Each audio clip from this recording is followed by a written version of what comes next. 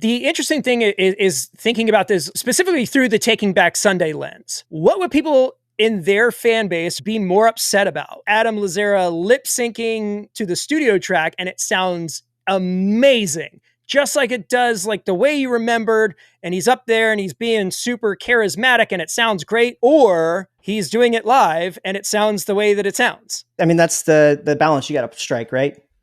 I don't know. I don't know what the answer is for that. Although I will say I grew up listening to a lot of NoFX and stuff, and I posted something about NoFX recently, and people are like, "Oh God, they're so awful." And live, yeah, they're pretty bad. Like the Fat Mike isn't a great singer, but you know what? It's a fun show. I think that it kind of depends. If Fat Mike were to throw autotune on or lip sync, like I wouldn't be so stoked about that. Like for taking. I just want to hear what it would sound like to autotune Fat Mike. Yeah, it would be pretty wild. I mean, my hunch is there may be some subtle auto-tuning going on in the albums for sure, but if you came out with like a T-Pain vibe, that'd be pretty interesting. The one thing that kind of cracked me up is a lot of the reviews that I saw, there was like a particular checklist on whatever band was playing, and it was, did I see crying in the crowd? Yeah. Whether it was like a check or like a red X. And there was a lot of check marks, specifically during MCR's set.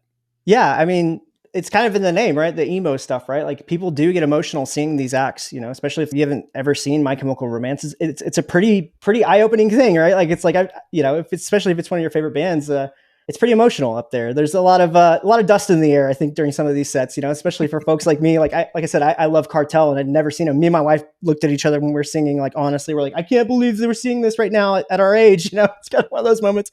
So, I mean, I don't know that I shed many tears myself. I wouldn't admit to it at least. Right. But, it was a good time, man. It's just fun to see people still kind of caring about this music. Right. Hey man, I'm not above saying that if you catch me at a Jimmy Eat World show, I'm going to be in my feels. Yeah, that's us too. We're huge Jimmy Eat World fans over here. They play anything off Futures, like I'm toast. Like that's yeah. I think that's the other thing too with this genre is like it is pretty broad, right? Like I said with the term emo, like you can fit almost anything under it. So there was Millionaires played and stuff like that, which is kind of like the party. It's like a club music almost. But did you see the ASL translator 303? for 303, but specifically for Millionaires also. Oh no, I did not. Oh man, they were putting her to work. The lyrics on those songs are absolutely just bonkers. Unhinged. Yeah. If you don't know what we're talking about, you should look them up, or don't. Do or don't. You might be upset. Yeah. It is upsetting. At your own peril, I suppose, right? Yes.